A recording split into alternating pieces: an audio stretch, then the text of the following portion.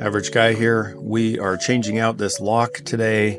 Bought it on Amazon. You can see there are a few things that I do like about it. I like that it's all integrated, no power required, no batteries. It's $82. It's stainless steel. We've had one on the gate for quite a while. It got broken, so we're replacing it today. So what I'm doing here is I'm actually changing the combination. So you just change these little cams on the back, and so they have a little dot on them. Allows you to turn the dot to the inside, and that activates that key, so you can have between 4 and 6 digits as your number. Also, I had to change out the direction that it opens because of our gate configuration.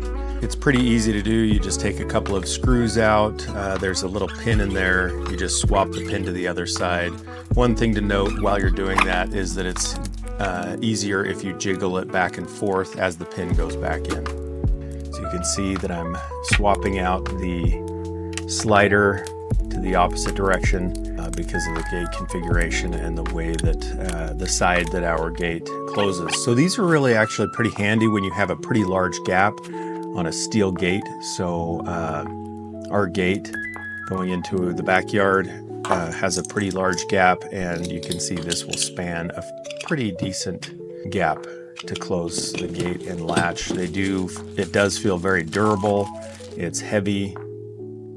So I'm pointing out here that it can go on different widths of gates or thicknesses of gate doors, and so you'll be changing that out. So you can measure the door and then figure out how long the screw needs to be that you're going to do.